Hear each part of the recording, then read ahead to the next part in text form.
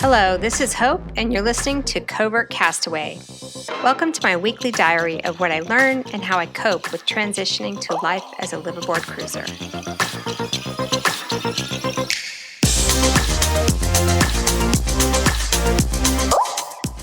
So I wanted to give everyone an update on our current status, and mostly I'm just trying to make sense out of this new world we live in. Much like you guys, of course, the last couple weeks have been the longest year of my life. So much is unfolding, it's absolutely overwhelming. In the last podcast, we were sharing that commissioning was still moving forward and we were hoping to get the boat in the water. My husband was in France overseeing the commissioning and things were running relatively smooth. We were growing concerned about the situation, but there had been no real travel bans or border closures or business closures for that matter. The boatyard was still operating and the number of cases in France was, of course, a third of what it is now. And now everything has totally changed. So in today's podcast, my husband and I share what happened over the last week or so and where we are as we regroup in this new reality. Yes, he got home safely. So actually, we will be recording this podcast at our kitchen table.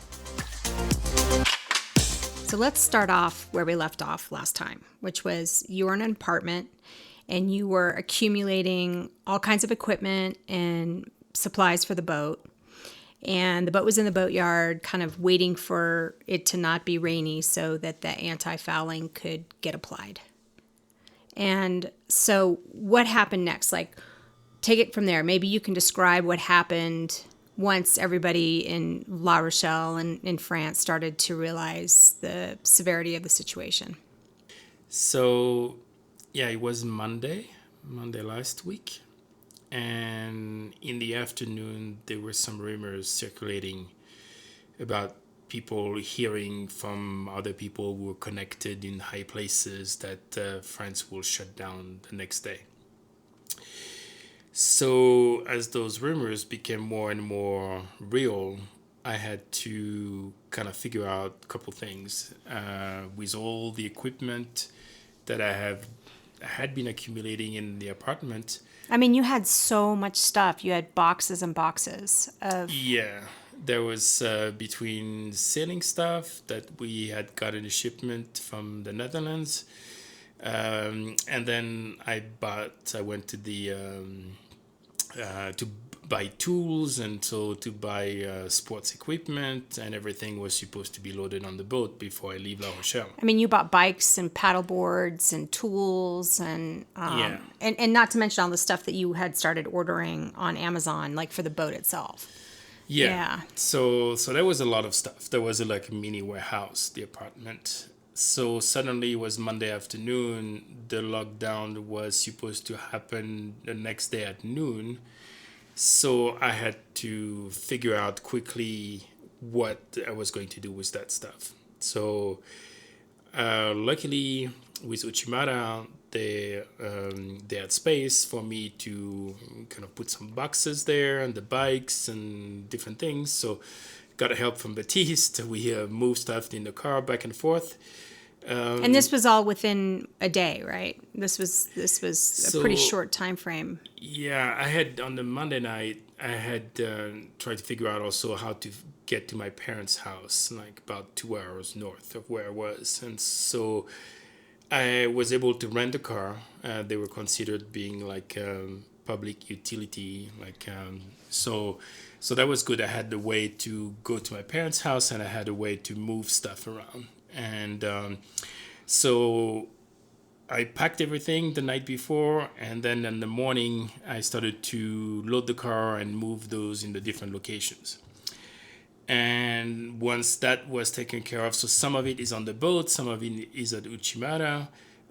One suitcase is at the apartment. I talked to the owner, he was okay with that. And some of it, I brought it back to my parents' house. So not counting, we have the life raft that is in the warehouse too. So we have stuff like everywhere. So the next day, signed my piece of paper, got on the road, and tried to get to my parents' house. Wait a minute. So explain the paper, the piece of paper. So what France decided, so the French president talked on Monday night at 8 p.m., and said to France will go into a lockdown the next day at noon, and you had only 5 reasons that you could be out. And in order for you to go outside and not get fined, you will need to print this piece of paper and check one of the 5 boxes to specify the reasons you were going there. You were outside. Sign your name, date it, and so if the police stops you, then they check. So I didn't have a way to print anything, so I wrote on a piece of paper just where I was going, who I was, and so the police didn't stop me. I think the first day on Tuesday, they were pretty relaxed. But as the days have gone by, I've heard they're getting more and more strict. Yeah, so just to back up, so what was happening on my side here was, I mean, they hadn't even done the shelter in place really yet. And so you and I were kind of talking, because you had said even the day before that, you went out to dinner and there were people in the restaurants and, it was like nothing happened. And then suddenly overnight, they start, you have to have a piece of paper to leave the house. Yeah, so that happened pretty quickly. So it was on Monday the announcement was made, but the prior week, the president asked everybody to go into lockdown, stay home. And then during the weekend, people did what they wanted to do. So they went to cafe and restaurants. And after seeing what happened over the weekend, he said, that's it. And we're going under lockdown. So, yeah, so that's kind of what happened. And Monday and then Tuesday, move the stuff, drive to my parents' house. And at the time, I think the lockdown was maybe 2 weeks. But I had heard rumors of like 30 days to 45 days. So in my mind, I was, okay, worst case, I'm going to be at my parents' house like 30 days, maybe 45 days. Right. Because what we talked about was, okay, so if you're going to be there, you just hang out with your parents for a couple weeks and then continue with the boat stuff. And on my side, out here, it was concerning, but like I said, we hadn't had the shelter in place and things weren't really progressing very quickly. Mm-hmm. But I feel like this whole thing happened literally overnight. Like you were packing the car, you were like driving to your parents' house, and then we were sort of like, oh, okay, well maybe you can just like get back on the boat in a couple weeks or whatever. Yeah, there was kind of the thinking at the time that, okay, a month later, I will drive back to La Rochelle. Meanwhile, during this month, I will order stuff from Amazon. So you would still do stuff at your parents' house, yeah. Yeah, and I will be like going back to whenever La Rochelle opens up and they start doing the bottom paint and stuff. Then I will be there and then put the boat in the water, load the boat with all the stuff. And we would move on with our lives. And, and then come back to the US or something. At least a week before, we had decided for you to not come. Yeah, we had kind of decided, like the last podcast we did, I was sort of like, well, I don't know if I'll be able to go or not. But then very quickly, like the next day or two, we decided I wasn't going to go. But we thought, well, worst case, you can fly back on your return ticket because I was supposed to meet you for a week and then fly back. Or you could just stay there and then we could continue, with the plan and change your flight back. Mm-hmm. So you're at your parents. We had, a phone call and then things started progressing really quickly. So they started doing the shelter in place here. And then the next thing you know, your flight that was at that point in time, like a week and a half away at that point? Yeah, week and a half. Yeah, because it would have been... The original flight. Yeah, you would have been coming back basically today. We would have been coming back basically... Sunday. Sunday, yeah.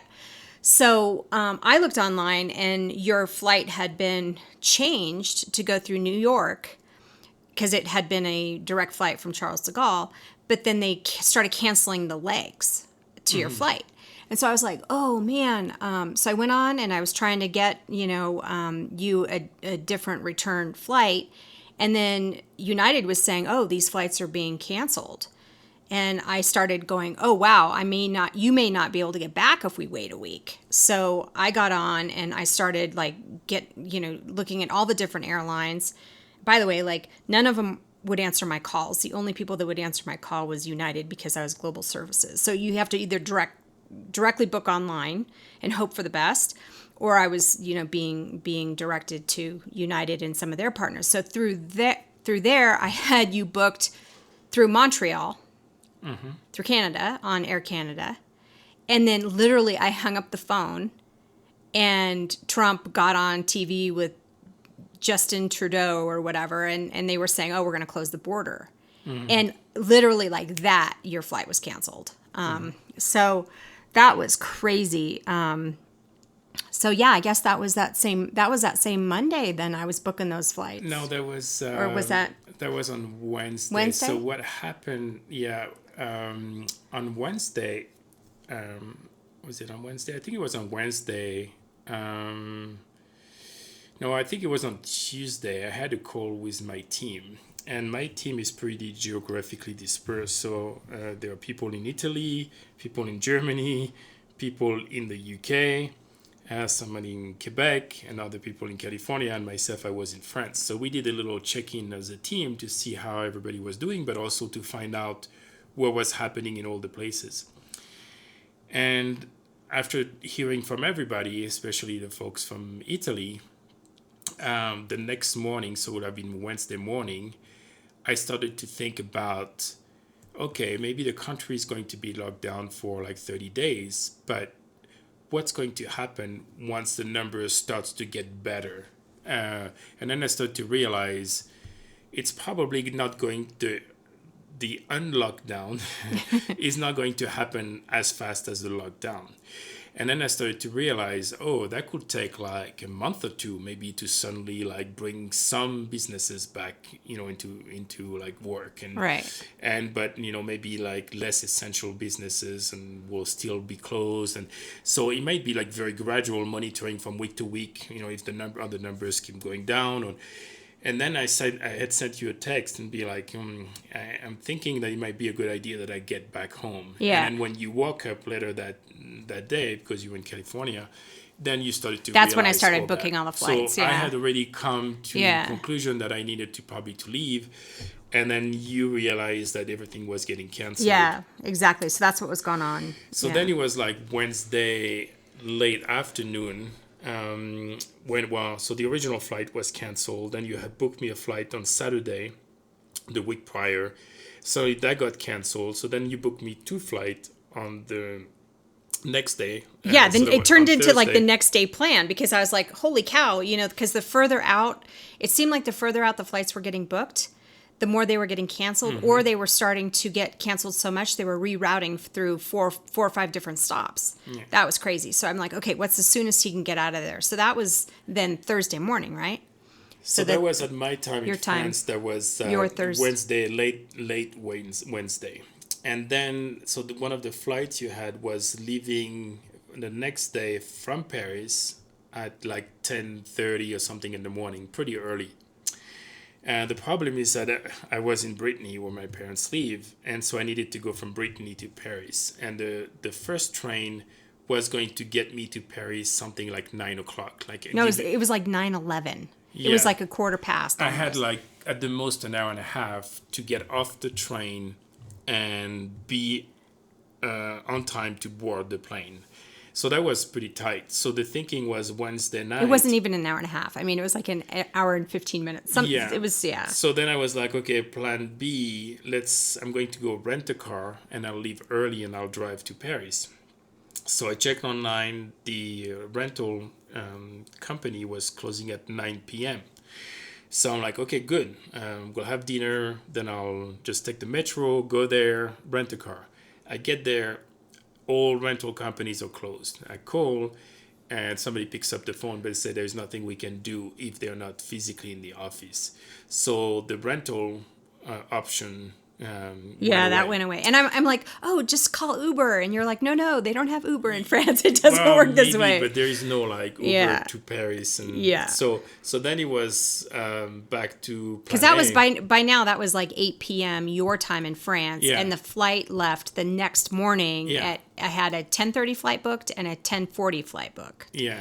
But they were in completely different terminals at the airport. So I booked the first train, and then the trains, they were like basically 30%, like of not capacity, Of the stops. of or the times, the schedule. The Yeah. usual traffic is like only 30%. They reduce the traffic. So luckily there was a train like early in the morning, and I just had to take a chance, taking the risk that I will get stuck at the airport for a while or something. So I arrive in Charles de Gaulle, and then I'm like, okay, I need to rush. But Wait, so back at the ranch, I set my yeah, alarm because it was like what 1:30 or 2 in the morning my time, something like this, and I was really stressed out because I had to cancel the other flight if you were lucky to get on the flight you wanted, or try to book you another flight immediately somehow while you were at the airport. So I woke up and I was like, how much longer? How much longer are you going to be there? And you're texting me on WhatsApp and you're like, we're running a little late on the yeah. train. Yeah, we were running like 10 minutes Oh my late, God, so I I was was like, I freaking don't have out. 10 minutes to spare. Yeah. So, but luckily the airport was almost empty, so that Yeah. helped. So then I get to American Airlines. On top of this, there was no way to get the boarding pass online, so I had to go Yeah. to the person to Right. get a boarding pass. And I'm talking to the person, and she says, "Oh, right after your flight, we're closing." I say, "Oh, what do you mean? Is it the last flight to go from France to the U.S.?" She says, "No, this is the last flight from American Airlines out of Paris Charles de Gaulle." Yeah. So I'm like, "Oh Oh my man, gosh. okay, Now, and by the way, so the Air Canada had stopped operating, Lufthansa had stopped operating, United had stopped operating, and I knew that for a fact because those are the flights that got canceled. So this American Airlines flight was quite possibly the last flight yeah." out of No, France she back to the confirmed. U.S. I was shocked. I was Yeah. like, "Wow, okay, let's hope that it leaves." So, but then security, everything was quick. Get there, no problem, and the plane is pretty much empty. There's like nobody sitting in the middle. Everybody's sitting by the windows, and it's kind of one person out of every Yeah. 2 or 3 rows. So before once the plane was boarded, and then Yeah. I moved around and to be like further away from other people. And then you connected through Dallas, and then there was a 2 hour delay and all that, but the flight was pretty much the same. But I think the next big decision we sort of had to make now that, like, once you got on the flight, I was just like so relieved because I knew at least you were going to be in the United States. Yeah. Okay, so that was positive. Like, worst case in the world, you could Can rent a drive. car and drive from I Dallas, checked. I guess. It's still a long It's a way long from way. Dallas, yeah. Yeah, but that would, at least you'd be in the United States. But I remember Yeah. checking that as an option. Yeah. So the next big decision was, okay, so you're going to fly in through all these airports and train stations. And up to that point, you had sort of just been in La Rochelle in a little contained area with just interacting with a few people. It's not like it's a huge, big city, you know. So through the train, through the Charles de Gaulle airport, through the Dallas airport, I'm thinking, okay, is he going to catch this virus? So do I pick you up? Do you find a way to our other place and stay for 2 weeks by yourself? I mean, what were you thinking about that whole thing? Yeah, so, well, first and foremost, I was thinking, like, okay, I'm going to wear a mask the whole time. The only time I remove the mask is just to eat, and I will wash my hands with, like, some Purell. So my goal was good, like, it's limited people in the airport, very few people in the airplane. I'm wearing my mask and I'm washing my hands whenever I go to like the bathroom and stuff. So then that was the first thing. Then there was two options in my mind. Is like one was okay, at the house where we're staying at, it's like I could spend 2 weeks there in quarantine, and then you can stay in the other house, and then after 2 weeks, then I will be clear, and then we can be reunited. And we talked about it. So that was one option. The other option was okay, if the risk was low, given like the low amount of people and stuff, then maybe we will reconsider. And then what came on top of that was, so California was in a lockdown, and my expectation was they will start to move as fast as the European countries to really lock down and really To enforce and to give enforce, citations. yeah. And especially also to maybe close the border with the neighboring states, because each state in the US currently is doing their own version of a lockdown or no lockdown. So if people traveling across the country from one state that has no lockdown to another state that has a lockdown, that's not working very well. So Right. And now I remember. So what had happened is there were these announcements that the National Guard was going to come in, and then there were rumors that there were going to be barricades at states potentially. But the reason why I decided to pick you up and not worry about the quarantine is I started to feel like, okay, so I'm in Tahoe, you're down in the Bay Area, you're by yourself, you get sick. Like, what are you going to do? You're going to be sick by yourself and, like, what? Try to figure out how to get to the hospital?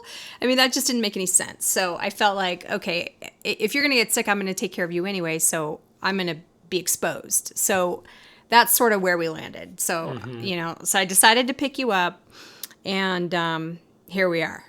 So well, yeah, no, then we were like, okay, what do we do next? Like, Yeah. And then we packed the car. We decided, okay, let's drive to Tahoe, and where we'll be in better location to kind of quarantine ourselves.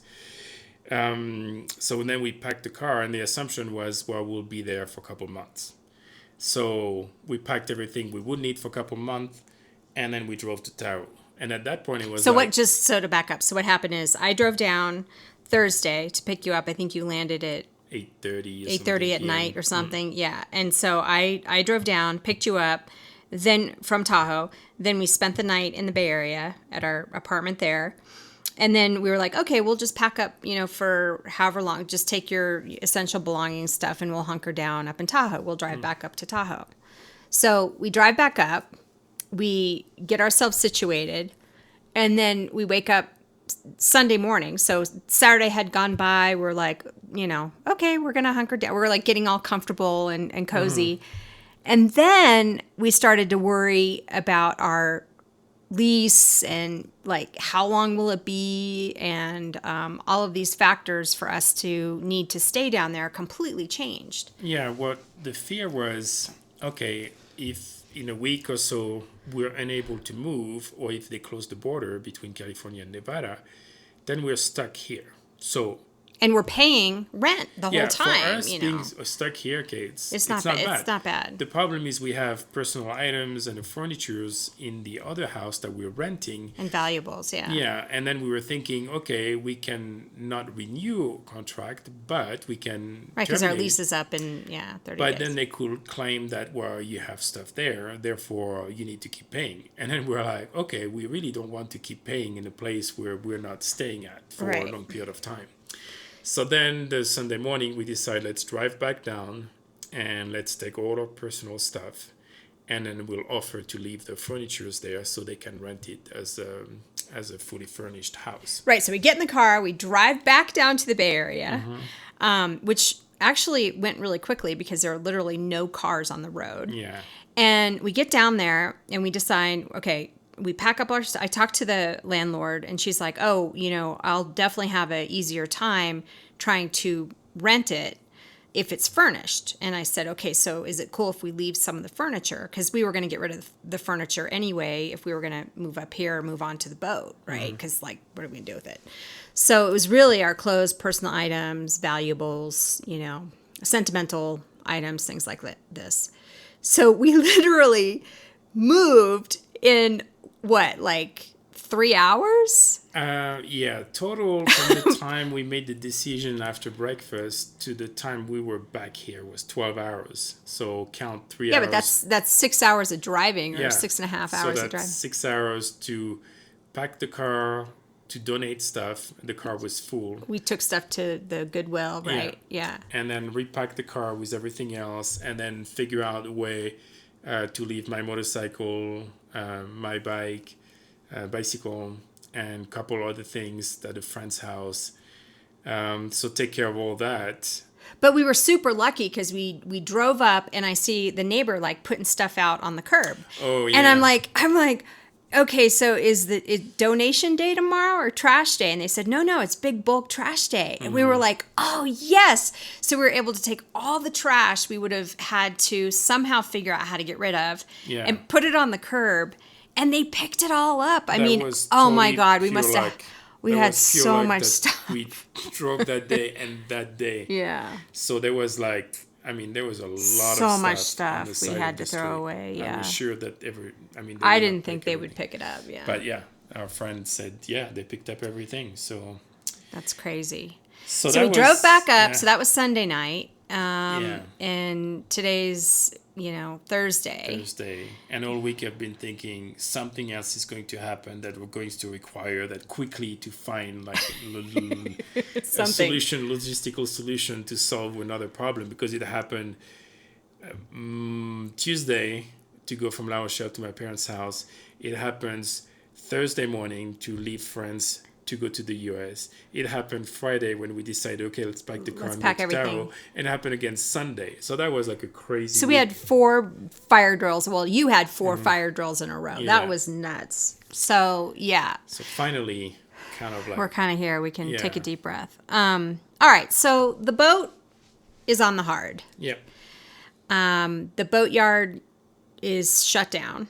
yep, everything is. As far as we can tell, until further notice, and who knows when that's going to be. Yep, I guess the silver lining a little bit to offset kind of the pain of knowing that you paid for a boat that's sitting in a boatyard for God knows how long is that it's out of the factory. So Yeah. there are some boats that are in the factory that will wait for parts from wherever they need their parts from, and they could sit there for quite some time.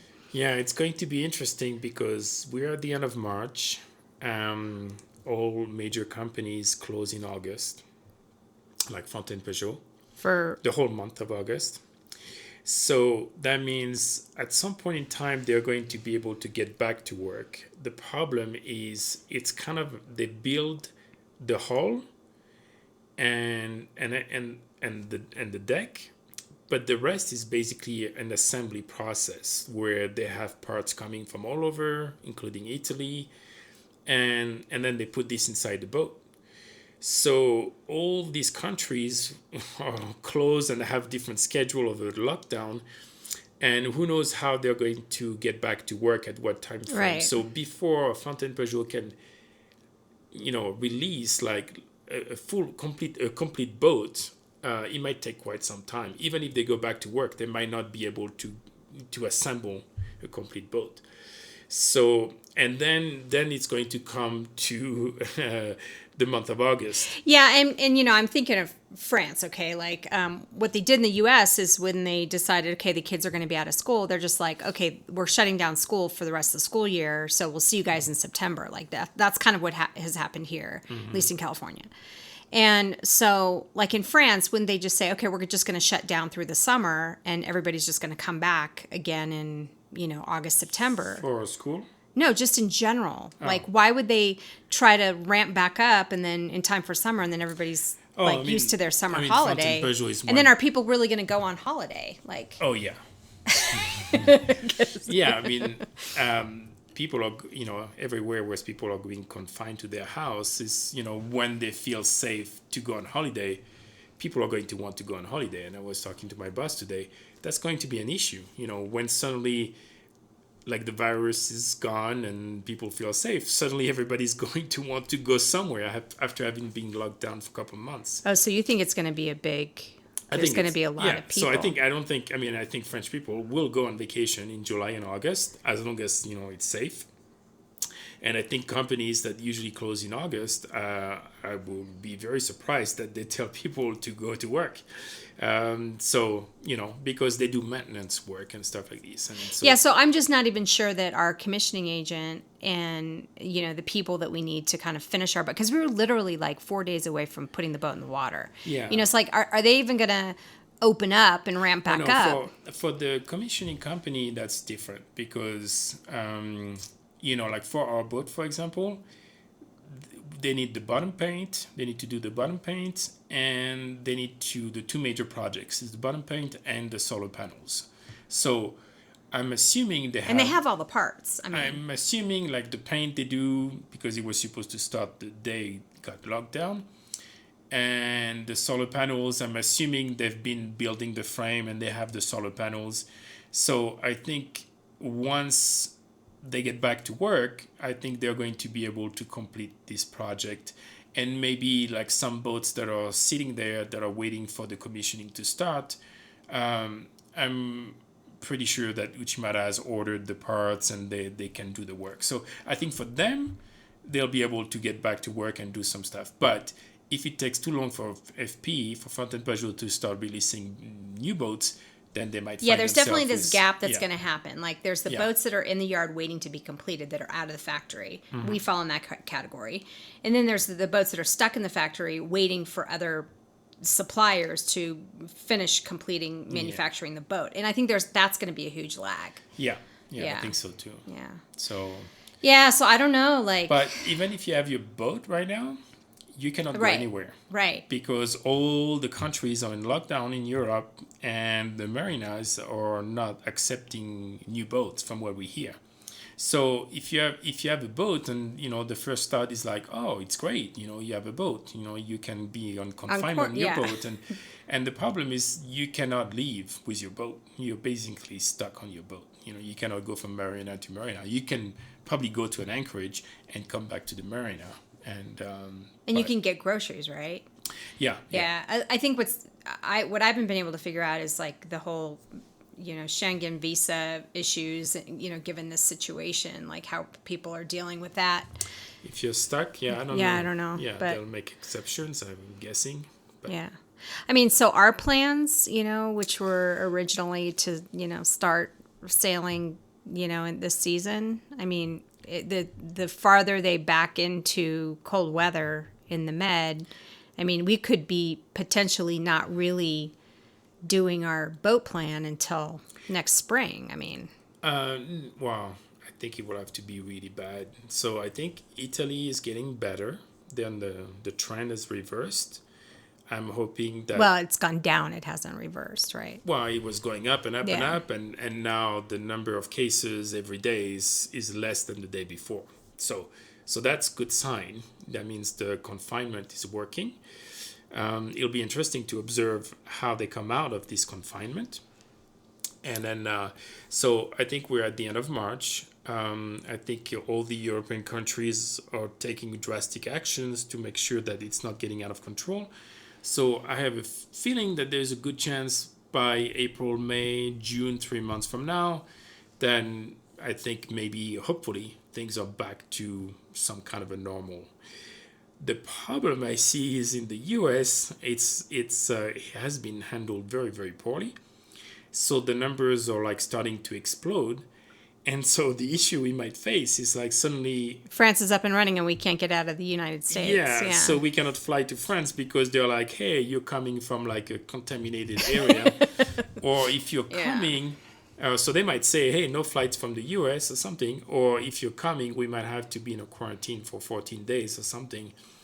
So I don't know. We'll have to wait and see what happens. But it's definitely a concern how the US has been handling the coronavirus. So yeah. Well, this has definitely been a plot twist for us. Yeah, and for everyone else to some degree. Everybody. Oh, for sure. Yeah. But in So- terms of our plan, it's just sort of, just like everybody else. It's just there's a lot of unknown. So. Mm-hmm. Yeah. Yeah. Okay. So what in the last week or so, like, what have you learned? Oh man, it's nice to just not be on the run, on the move. Like, I mean, it's fun. Well, it's fun, one time, but like 4 times in 1 week of feeling like rushed and trying to come up with a plan. That was a lot. So I'm definitely appreciating. I think you making that flight took years off my life for sure. I was freaking. Yeah. Well, mine too. Yeah. I think.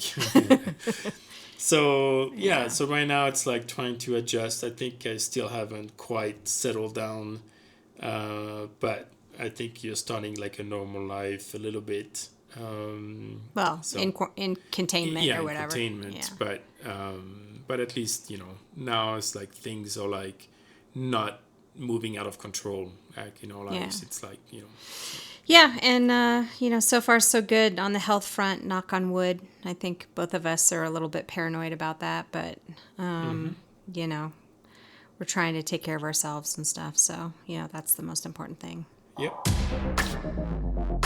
So now we find ourselves trying to regroup on what our new plan and schedule may look like in the coming weeks and possibly months ahead.